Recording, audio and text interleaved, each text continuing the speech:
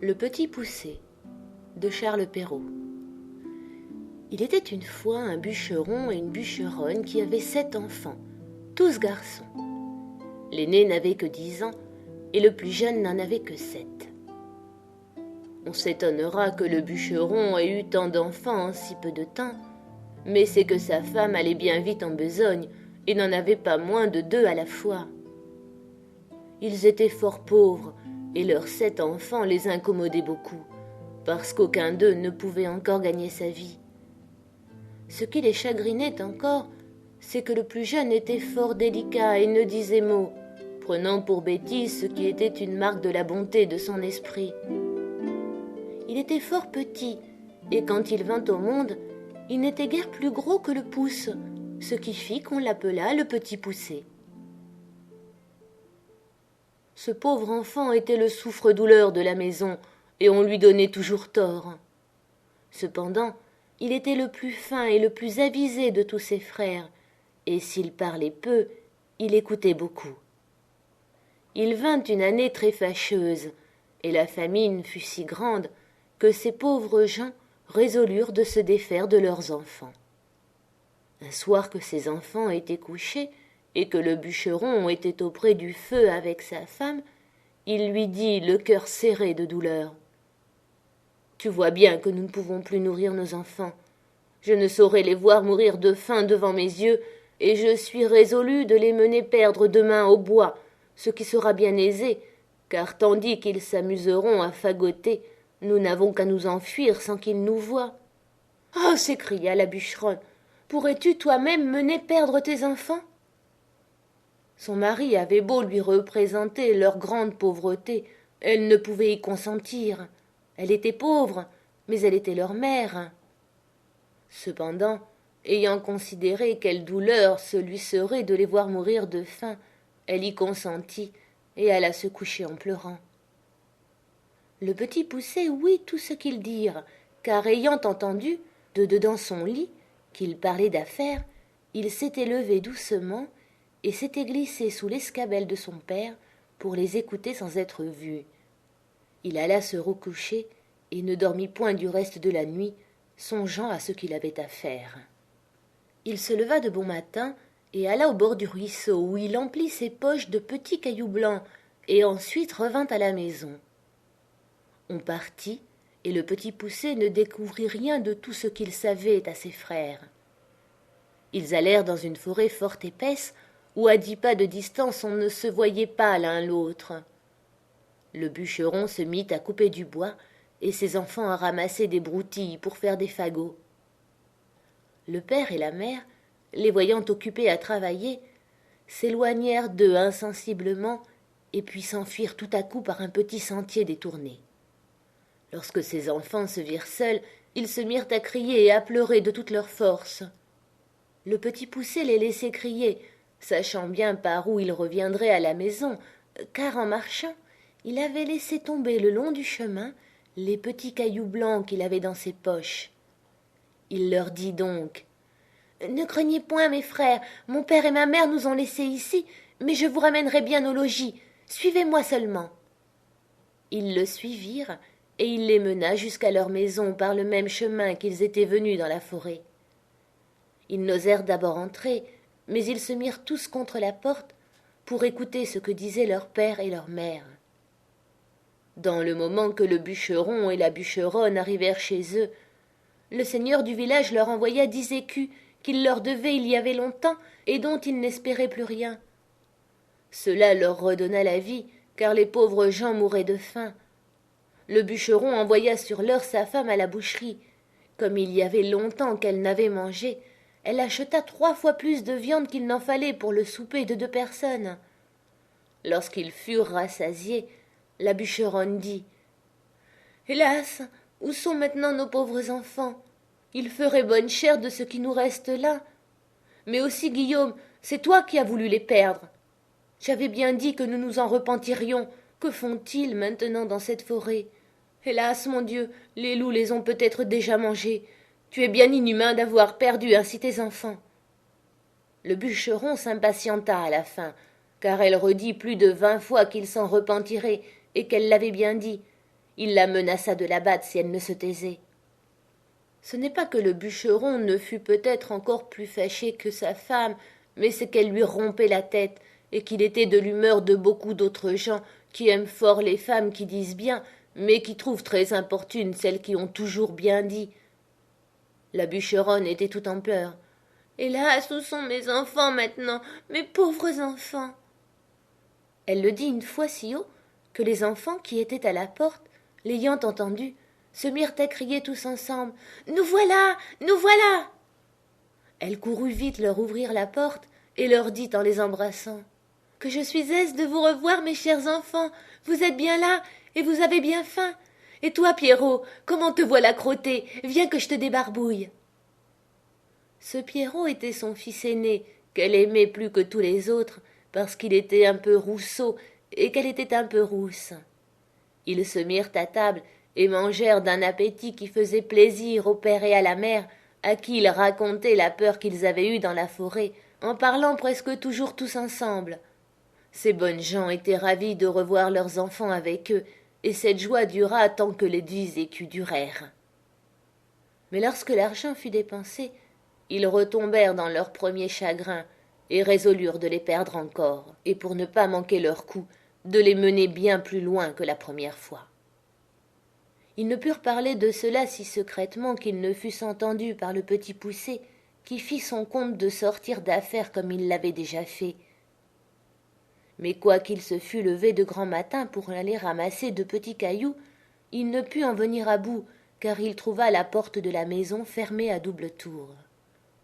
Il ne savait que faire, lorsque la bûcheronne leur ayant donné à chacun un morceau de pain pour leur déjeuner, il songea qu'il pourrait se servir de son pain au lieu de cailloux, en rejetant par miettes le long des chemins où il passerait. Il le serra donc dans sa poche. Le père et la mère les menèrent dans l'endroit de la forêt le plus épais et le plus obscur, et dès qu'ils y furent, ils gagnèrent un faux fuyant et les laissèrent là. Le petit Poucet ne s'en chagrina pas beaucoup, parce qu'il croyait retrouver aisément son chemin, par le moyen de son pain qu'il avait semé partout où il avait passé.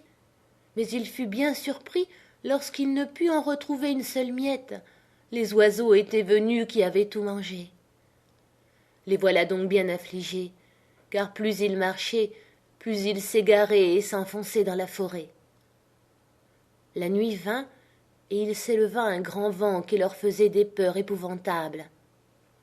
Ils croyaient n'entendre de tous côtés que les hurlements de loups qui venaient à eux pour les manger.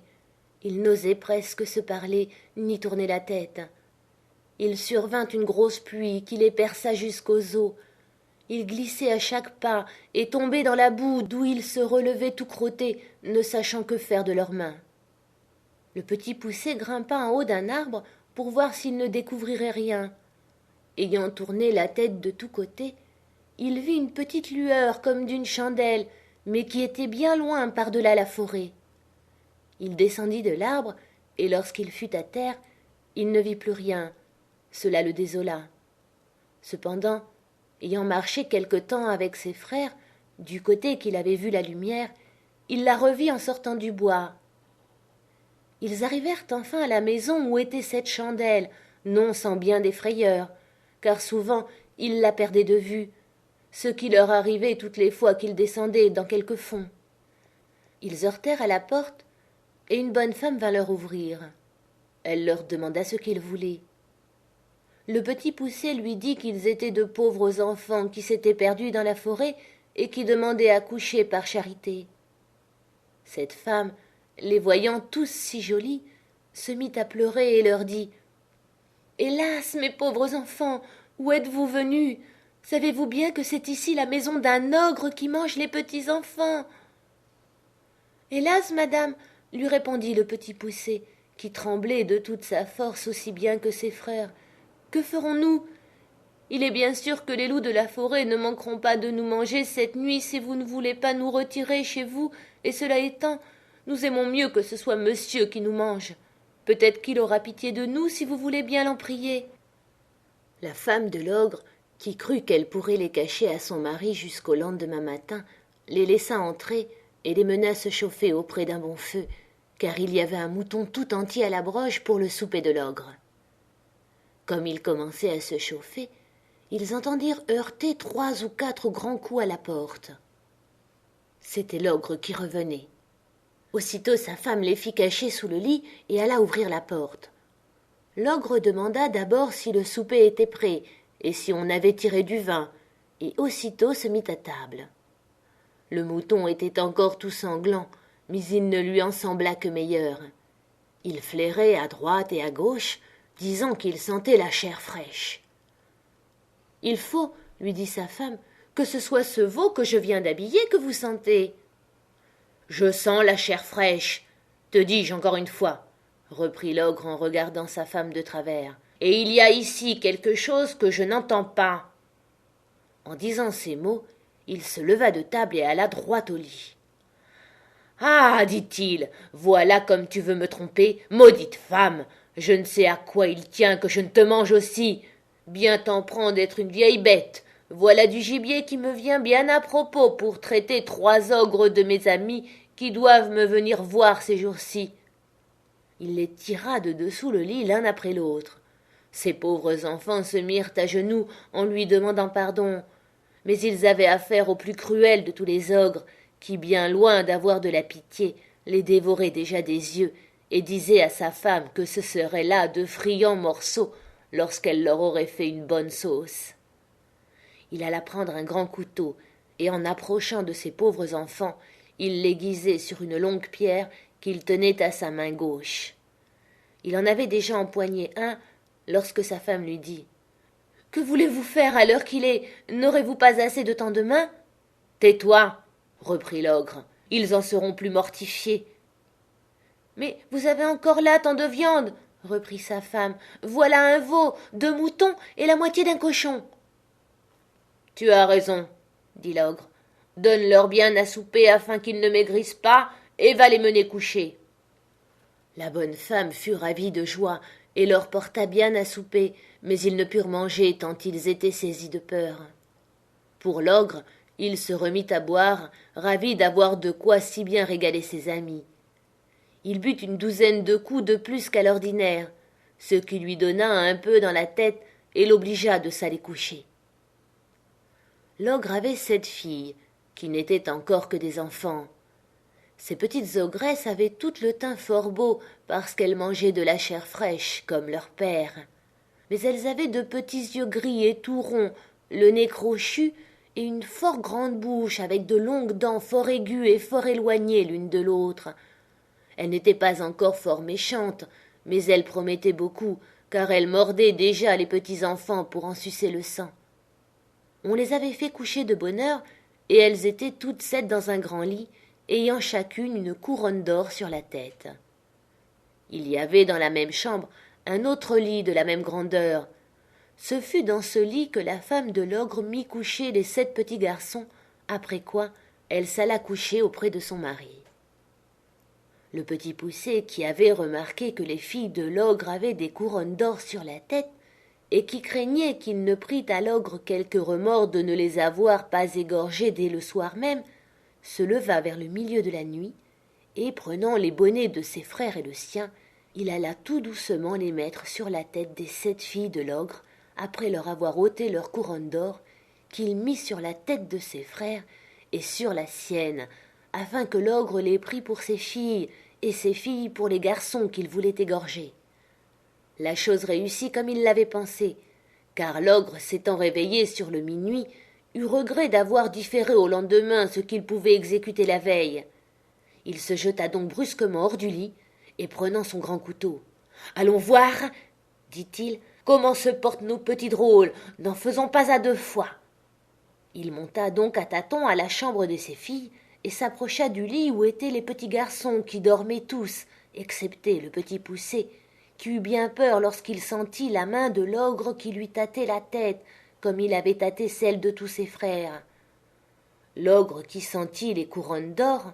« Vraiment, dit-il, j'allais faire là un bel ouvrage. Je vois bien que j'ai bu trop hier soir. » Il alla ensuite au lit de ses filles, où ayant senti les petits bonnets des garçons. « Ah, les voilà, dit-il, nos gaillards, travaillons hardiment. » Et disant ces mots, il coupa, sans balancer, la gorge à ses 7 filles. Fort content de cette expédition, il alla se recoucher auprès de sa femme. Aussitôt que le Petit Poucet entendit ronfler l'ogre, il réveilla ses frères et leur dit de s'habiller promptement et de le suivre. Ils descendirent doucement dans le jardin et sautèrent par-dessus les murailles. Ils coururent presque toute la nuit, toujours en tremblant et sans savoir où ils allaient. L'ogre, s'étant éveillé, dit à sa femme « Va-t'en donc là-haut habiller ces petits drôles d'hier au soir !» L'ogresse fut fort étonnée de la bonté de son mari, ne se doutant point de la manière qu'il entendait qu'elle les habillât, et croyant qu'il lui ordonnait de les aller vêtir, elle monta en haut, où elle fut bien surprise lorsqu'elle aperçut ses 7 filles égorgées et nageant dans leur sang. Elle commença par s'évanouir, car c'est le premier expédient que trouvent presque toutes les femmes en pareille rencontre. L'ogre, craignant que sa femme ne fût trop longtemps à faire la besogne dont il l'avait chargée, monta en haut pour lui aider. Il ne fut pas moins étonné que sa femme lorsqu'il vit cet affreux spectacle. « Oh, qu'ai-je fait là ?» s'écria-t-il. « Ils me le paieront, les malheureux, et tout à l'heure !» Il jeta aussitôt une potée d'eau dans le nez de sa femme, et l'ayant fait revenir.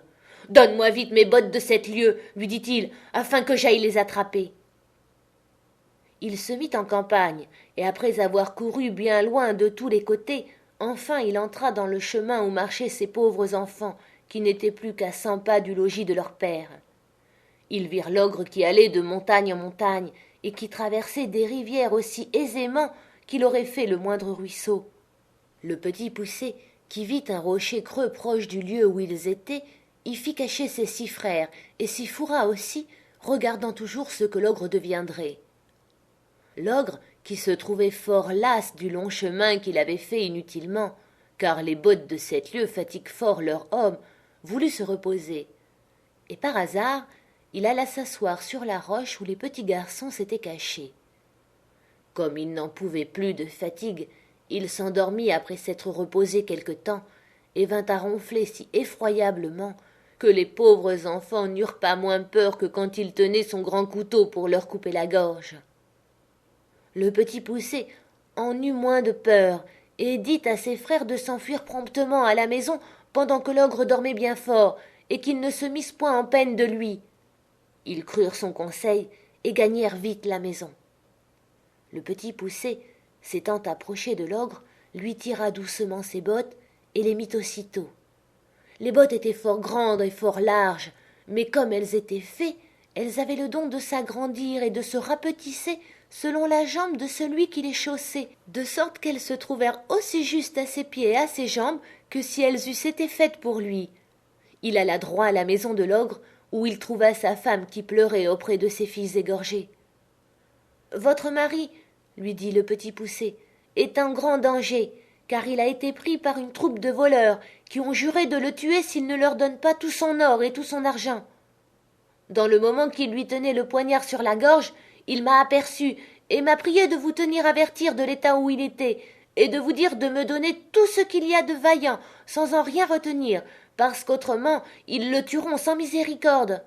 Comme la chose presse beaucoup, il a voulu que je prisse ces bottes de 7 lieues que voilà, pour faire diligence, et aussi afin que vous ne croyiez pas que je sois un affronteur. » La bonne femme, fort effrayée, lui donna aussitôt tout ce qu'elle avait, car cet ogre ne laissait pas d'être fort bon mari, quoiqu'il mangeât les petits enfants. Le Petit Poucet étant donc chargé de toutes les richesses de l'ogre, s'en revint au logis de son père, où il fut reçu avec bien de la joie. Il y a bien des gens qui ne demeurent pas d'accord de cette dernière circonstance, et qui prétendent que le Petit Poucet n'a jamais fait ce vol à l'ogre, qu'à la vérité, il n'avait pas fait conscience de lui prendre ses bottes de 7 lieues parce qu'il ne s'en servait que pour courir après les petits enfants. Ces gens-là assurent le savoir de bonne part, et même pour avoir bu et mangé dans la maison du bûcheron. Ils assurent que lorsque le Petit Poucet eut chaussé les bottes de l'ogre, il s'en alla à la cour, où il savait qu'on était fort en peine d'une armée qui était à 200 lieues de là et du succès d'une bataille qu'on avait donnée. Il alla, disent-ils, trouver le roi, et lui dit que s'il le souhaitait, il lui rapporterait des nouvelles de l'armée avant la fin du jour. Le roi lui promit une grosse somme d'argent s'il en venait à bout. Le Petit Poucet rapporta des nouvelles dès le soir même, et cette première course l'ayant fait connaître, il gagnait tout ce qu'il voulait, car le roi payait parfaitement bien pour porter ses ordres à l'armée. Et une infinité de demoiselles lui donnaient tout ce qu'il voulait pour avoir des nouvelles de leurs fiancés, et ce fut là son plus grand gain. Il se trouvait quelques femmes qui le chargeaient de lettres pour leurs maris, mais elles le payaient si mal, et cela allait à si peu de choses qu'il ne daignait mettre en ligne de compte ce qu'il gagnait de ce côté-là. Après avoir fait pendant quelque temps le métier de courrier, et y avoir amassé beaucoup de biens, il revint chez son père, où il n'est pas possible d'imaginer la joie qu'on eut de le revoir. Il mit toute sa famille à son aise, il acheta des offices de